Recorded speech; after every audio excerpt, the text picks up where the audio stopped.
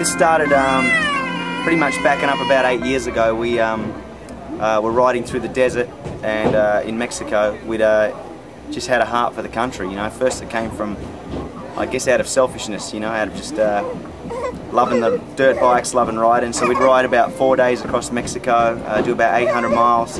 And Anthony Walton, a friend of ours from New Zealand, a pastor in New Zealand, came on the rides with us. And so over the years he'd got to know a guy named Bob Sanders in the area here. And we began to see a testimony of how your sphere, you know, who you hang out with, and you know, you don't always have to be on a platform, you don't have to be on a stage to affect the world. You can, in fact, it's really just connecting with other people.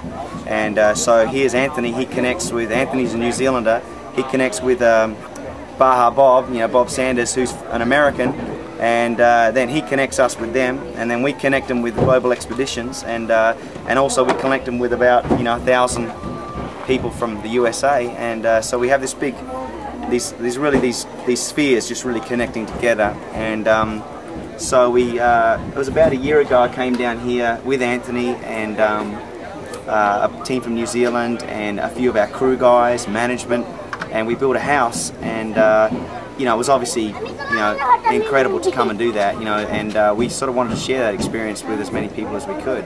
And so we used our platform to, you know, get as many people down here. We were sort of going to cap it off at 500, mainly because of interpreters and because of having contractors that could actually help, you know, lead it.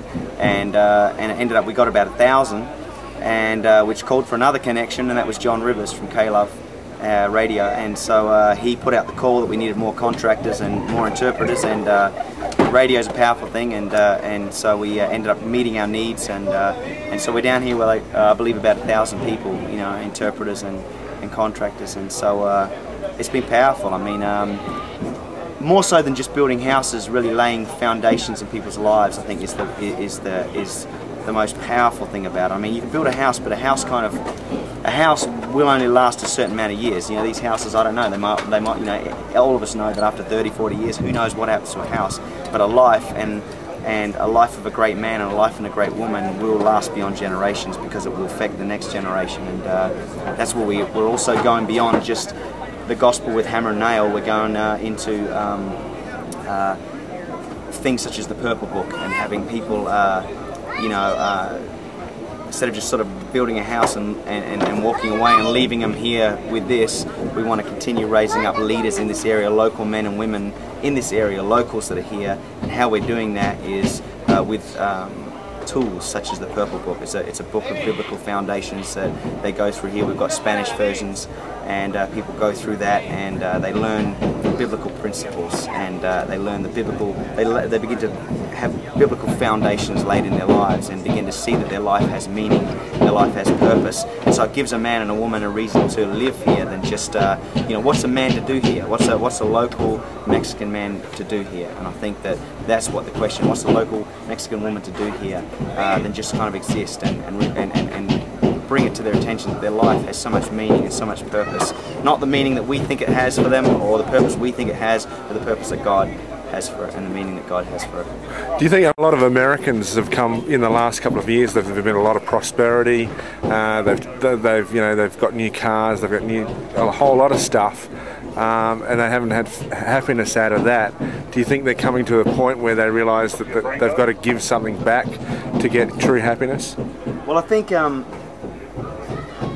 it's really it's about the heart. You know, I mean, it's really about what you know. If money's something that is the thing that drives you, if money's something that makes your decisions for you, and money's the thing that defines you, then your happiness will be on the amount of what's in your bank account. You know, and I think a lot of people that have come down to here, you know, to Mexico, and begin to you know, it's a reality check, isn't it? You know, I mean, you come down to a place like this, and you know, and you begin to see a town begin to get transformed. This is a city on a hill, isn't it? Really, I'm just thinking about that. You know, we're here on this hill, the side of the hill, and you've got a bunch of people, but I you know, really beginning to get challenged and changed. So yeah, I don't know. Yeah. And I mean, the young people involved, I mean, they seem to be getting a real buzz out of what they're doing. I mean, they seem to be getting almost more out of it than what the people that are benefiting from it. I think you do. Well, you know, the Bible says it's better to give than to receive. Maybe that's a little bit of that here, you know. And you know, to me, it's hammer and nails. That's what keeps coming to my brain. It's hammer and nails. It's like Jesus started out. He started out with a hammer and nails. He ended up with the hammer and nails, didn't he? You know what I mean? It's like it's just there's something. There's the gospel's in the hammer and nail. You know, it's like you know, he started out as a carpenter and ended up someone nailing him to a cross with nail and wood. And so there's just power in that. You know, there's power in that people give up their lives for others. You know what I mean? And that's what we're seeing here. They're giving up their time, they're giving up their finances, they're giving up, you know, their sweat, their blisters, and you know, it's all here. And you know, this is a time when they could be just down the beach, spring break, or whatever's on. You know, they could be just out partying and doing whatever, but yet they're pouring their hearts out to people here. And you know, God honours that. He just does. He's faithful and trustworthy, and He blesses those that bless others. You're to a concert that doing things like this has a potential to change a whole culture, a whole generation. What do you mean by that? Well, I think the thing that's going to make a difference is it's not just coming here and building a house. It's about instilling something in the community here, that their life has purpose and their life has meaning. And I believe that, you know, you don't really enter into your purpose fully until you begin to find out what God's purpose is. And God's building a church. He's raising up great men and great women, and that's what I believe. This is how this community will change. I believe there's men that are seeing this and begin to see, you know what, I've got to live a life that when my daughter, you know, my little daughter, when she grows up, she sees something and she has a standard for her husband.